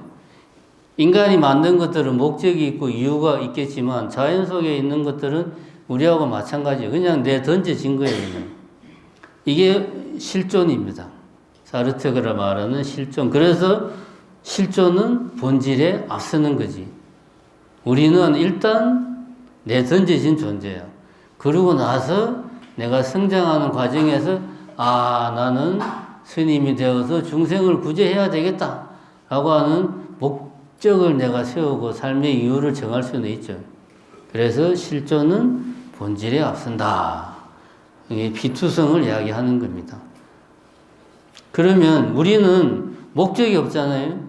삶에 목적도 없고 이유도 없으니까 뭘 해야 될지 몰라. 만약에 내가 의자다. 그러면 나는 사람들이 잘 앉아 있을 수 있도록 하는 그 모든 행위들을 하면 돼요. 내 행위 판단 근거는 딱 하나죠. 사람들이 앉아 있을 때 편안한가? 그것만 생각하면 돼. 근데 우리는 그런 본질이 없단 말이에요. 그러니까 우리는 우리 앞에 무수히 많은 선택들이 있을 때 취직을 할까? 해외여행을 갈까? 결혼을 할까? 결혼을 하지 말까? 애를 하나 더 놓을까? 놓지 말까? 무수히 많은 선택지가 있을 때 뭘 선택해야 될지 모르는 거지. 이게 불안하죠. 항상 인생은 선택의 연속인데 뭘 선택해야 될지를 모르니까 불안한 거예요. 그래서 사르트르는 말하기를 인간은 자유를 선고받았다. 그 자유라는 형벌을 선고받은 거예요. 영원히 선택 속에서 고민하게 만들도록 하는. 그래서 사람은 어떻게 하느냐? 자기 스스로를 기만한다. 어떻게? 마치 셀러리맨이 나의 천직인 것처럼 일말의 고민도 없이 나의 일을 천직처럼 생각하고 열심히 하는 거예요. 선택의 여지가 없이 마치 이것은 나의 천직이야 라고 내 스스로 생각하고. 왜 그렇게 한다? 이거는 자기를 기만하는 거라는 거지. 사르트르가 볼 때는 선택의 용기가 없으니까. 이게 이제 자기 기만. 목적과 삶의 의미가 없다 보니까 우리 앞에 놓여 있는 많은 선택에 대해서 우리는 무엇을 선택해야 될지 주저하게 되고 갈등하게 되고 그래서 두렵고 불안하다. 그러면 어떻게 해야 되느냐? 이 말은 역으로 말하면 모든 선택에는 정답이 없다 이거지. 정답이 없다는 말은 뭐든지 선택하면 그게 정답이야. 내가 선택하면 그게 정답이다. 그러면 어떻게 살아야 되냐? 어차피 인생에 정답은 없으니까 내가 뭔가를 선택하고 이것이 정답인 것처럼 행동하면 돼요. 이게 사르트르 이야기입니다. 정답인 것처럼 행동해라. 그게 정답이에요. 왜냐하면 정답이 원래 없으니까. 그 말입니다. 기투성. 내가 선택을 하고 이것이 정답이다 라고 생각하고 열심히 내가 선택한 것에 대해서 책임을 지고 행동을 하는 거예요. 그래서 미래를 향해서 나는 비록 여기에 어딘가에서 던져졌지만 이제는 내가 기투성, 기획을 해가지고 내가 의도를 해서 내 자신을 미래로 내던진다 이거야. 나의 한계에도 불구하고 미래로 끊임없이 내 자신을 내던진다. 이 말은 아까 말했듯이 모든 선택에는 정답이 없다. 이 말은 내가 선택하는 게 정답이다. 내가 선택하고 그 선택에 대해서 책임을 지면 된다. 그런 이야기입니다. 그런데 이제 안가주막 이야기가 나옵니다. 내가 선택을 하고 책임을 지면 되는데 그러면 무슨 선택이든 내가 책임만 지면 되는 거 아니냐. 근데 그거는 아니다. 세상은 네 혼자 사는 게 아니니까 너의 선택으로 인해서 다른 사람이 고통을 받을 수도 있으니까 그거는 결코 너의 개인적인 선택이 아니다. 너의 개인적인 선택에 미칠 사회적인 영향을 생각을 해야 된다. 이게 이제 사회적 참여의 문제로 귀결이 된다는 그런 이야기죠. 그러니까 사르트르는 하이데크의 철학 중에서 실존한다는 문제, 피투성의 문제만 좀 대중적으로 풀어냈습니다. 그리고 하이데크의 철학을 살펴보면 인간이라는 존재는 주체와 대상으로 나누어져서 대상을 관찰하는 그런 정적인 존재가 아니고 보이는 보이지 않는 유의미한 어떤 거물망 관계 속에서 그런 관계를 구성해 나가는 이루어가는 역동적인 삶을 살아가고 있다. 다시 말해서 우리들은 복잡한 인연 속에서 살아가고 있다. 연기법 속에서 살아가고 있다. 라는 게 이제 하이데크의 주장이죠.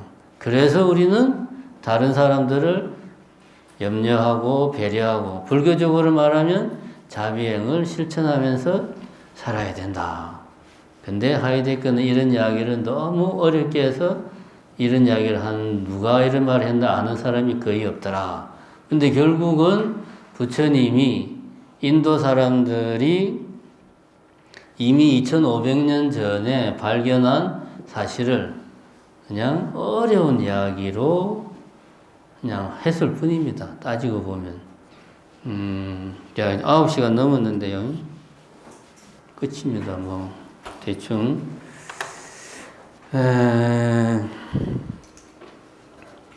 지금까지 이야기를 정리를 하자면은 불교라고 하는 부처님의 가르침을 불교만 놓고 이해하면 그 불교의 용어로 불교를 이해하면 어려운 부분이 있어요. 근데 이런 이제 우리에게 익숙한 용어로 서양 철학의 어떤 틀로 서양 철학을 이해하는 과정에서 불교와 비교를 해보면 부처님의 가르침을 더 좀 명료하게 객관적으로 이해할 수 있는 그런 기회가 된다. 그런 이야기를 하고 싶습니다. 2시간이라는 시간 동안 서양 철학을 다 이야기한다는 것 자체가 말이 안 되지만 어쨌든 여러분들이 이제 이런 거를 계기로 해서 예를 들면 휴메의 그 철학하고 초기 불교 상당히 유사합니다. 그러면은 초기 불교는 어려워요. 특히 이제 부파 불교라고 하는 장애물로 가려져 있기 때문에 초기 불교가 아주 어려워요. 그래서 휴메의 철학을 좀 쉬우니까 이해를 하고 초기 불교를 다시 보면 또 상당히 또 이해하기 쉬운 측면이 있습니다. 그리고 이제 오늘 하지는 않았지만 칸트 같은 경우가 초기 대승 불교, 우리가 불교 중에서도 어렵다고 이야기하는 중간 사상, 용수 스님의 사상 같은 경우가 칸트하고 많이 유사하다, 이런 이야기를 해요. 사실은 저는 둘 다 잘 모릅니다. 근데 이제 그런 이야기들을 보면 어느 한쪽을 이해하면 다른 쪽도 이해하는데 도움이 된다. 그래서 우리가 사실은 서양 철학은 우리 일상에서는 써먹을 일이 별로 없어요. 그죠? 플라톤을 모른다고 내 인생에 어떤 크나큰 문제가 있는 게 아닙니다. 플라톤은 둘째치고 하이데크나 사르트르 이런 사람은 평생을 살면서 몰라도 아무 문제가 없어요. 그런데 사실은 우리가 그런 이 좀 서양 철학이 만들어 놓은 어떤 사상 체계, 사고 방식 속에서 우리가 살고 있다는 걸 우리 스스로 인정을 해야 된다. 그러면은 불교를 이해하는 게 더 쉬워지고, 또 불교를 철학으로만 우리가 접근하는 것도 문제가 있지만 불교를 종교로만 이해하는 것도 문제가 있어요. 그래서 어떤 불교 사상을 이해하는 데서는 이런 이제 서양 사상을 하나의 도구로 삼아서 불교의 어떤 사상적인 측면을 이렇게 공부하는 것도 상당히 유의미하다. 예, 오늘은 이런 이야기를 하면서 우리가 너무 뭐 불자라고 해서 불교 공부만 하지 말고 이런 좋게 말하면 인문학적인 어떤 교양 필요합니다. 특히 불자들은 이런 인문학적인 교양이 필요합니다. 많은 도움이 됩니다.